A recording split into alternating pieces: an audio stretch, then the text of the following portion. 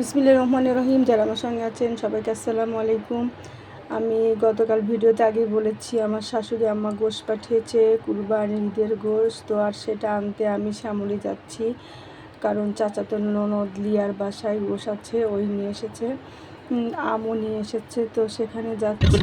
তো যাওয়া আমাদের গোশ নিয়ে আসার সময় আবার ভাগ্য আরও খুলে গেল, কারণ ননদ তার গাড়িতে করে আমাদের পৌঁছে দিচ্ছে বাসায়, এবং সঙ্গে আছে তার দুই রাজপুত্র নীর আর নিনিত। তারা আবার আমার মেয়ের খুবই ভক্ত, আমার মেয়েরাও তাদের খুবই পছন্দ করে। তো তারা কিছুক্ষণ ওদের বাসা যতক্ষণ ছিল তো খেলেছে, তাতে মন ভরেনি, এবং অর্ডার করে কেএফসির থেকে খাবার নিয়ে এসে খাওয়ালো। যা হোক, আবার তাতেও মন ভরেনি, আবার আমাদের বাসায় আসতে হবে, আবারও গল্প করতে হবে। তো আসার পরে এত মজা করে চারজন গল্প করছিল যে তারা আর কিছুতেই বাসায় যাবে না। তারপর অবশ্য চলে গেল, কারণ গাড়ি নিচে দাঁড়িয়ে আছে অনেকক্ষণ। দুইটার মধ্যে আমার শাশুড়ি অনেক কিছু দিয়েছে, সেটা দেখাবো। আজ আমাদের ভাগ্য সুপ্রসন্ন, আনন্দে কি বলবো, লাফালাফি করতে ইচ্ছা করছে, কারণ এত তাড়াতাড়ি কুরবানির গোশ বাসায় আসবে এটা চিন্তা করতে পারিনি। তো আবার দেখতে পাচ্ছি এর মধ্যে একটা ছোট্ট বক্স, এর মধ্যে আবার কি আছে দেখি, ওরে বাপরে, এর মধ্যে আবার রান্না করা গোশ তার ছেলের জন্য পাঠিয়েছে, হয়তো বা তার মানে অফসরের আব্বুর জন্যে নিজে হাতে হয়তো বা রান্না করে একটু ছেলের জন্য পাঠিয়েছে, খাবে ঈদের দিনে। রান্না গোশ আসলে অন্যরকম টেস্ট হয়। আর সবচেয়ে একটা খুবই ভালো কাজ করেছে যে এই যে ছোট ছোট প্যাকেট করে দিয়েছে, তো অনেকগুলো প্যাকেট দিয়েছে, অনেক গোশ দিয়েছে।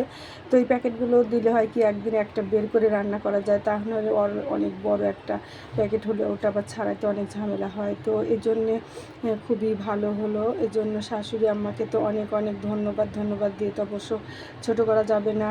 তবে যে শাশুড়ি আছে তাই এত যত্ন করে তার ছেলের জন্য সব কিছু পাঠিয়েছে, ছেলের জন্য পাঠিয়েছে, আর বৌমা খাবে বেশি, ছেলে তার খাবে না অত কিছু। যা হোক, আলহামদুলিল্লাহ, গরুর গোশ সবারই খুবই পছন্দ, আর কুরবানির গোশটা আসলে একটু বেশি টেস্ট হয়। যা হোক, আগামীকাল শুক্রবার এটা রান্না করব, আর বিভিন্ন স্টাইলে খাবো, কারণ অনেক দিন এই যে গরুর গোশের তিহারি খাওয়া হচ্ছে না, এটা আমার খুবই পছন্দ। যা হোক, শাশুড়ি আম্মা অনেক যত্ন করে সব পাঠিয়েছে, আবার আমও পাঠিয়েছে, তবে আম কিন্তু এবার কম। তো গোশ যেহেতু আম কম দিয়েছে, তাই গোশটা দিয়ে পুষিয়ে দিয়েছে, আবার সঙ্গে দিয়েছে কি দেখেন, বাড়ি রং করিয়েছে, সেই বালতিটা আমাদের জন্য ফ্রি।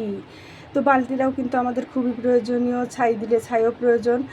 যা হোক, আবার এই যে আম, এগুলো আবার ননদ দিল, লিয়া আমাদের আম দিয়েছে, আর মিষ্টি কুমড়া দিয়েছে, শ্বশুরবাড়ি থেকে এনেছে, সেই মিষ্টি কুমড়া আমাদের কিছুটা কেটে দিয়েছে। আর বালতি আম্মা দিয়েছে, কেন দিয়েছে বলছি, কারণ যে পানির সমস্যা, যার কারণে আম্মা বালতিটা আমাদের দিয়ে দিল, রঙের ডিব্বা। আর এদিকে আম একটা কি বলবো, অসুস্থ আম ছিল, হয়তো বা নষ্ট, সেটা নষ্টই হয়ে গেছে, কারণ কালকে পাঠিয়েছে, আমি যেতে যেতে দেরি করে ফেললাম, আজকে গিয়েছি।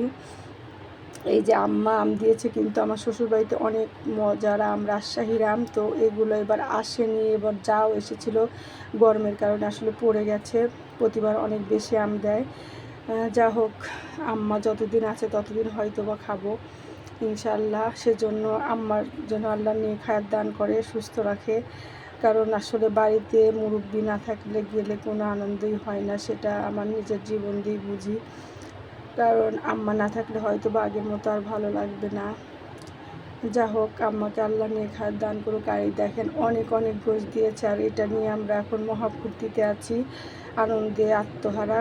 এই যে পুরা একটা বালতি বোঝাই গোশ দিয়েছে। সবাই ভালো থাকবেন আর আমাদের জন্য দোয়া করবেন। সে পর্যন্ত আল্লাহ হাফেজ।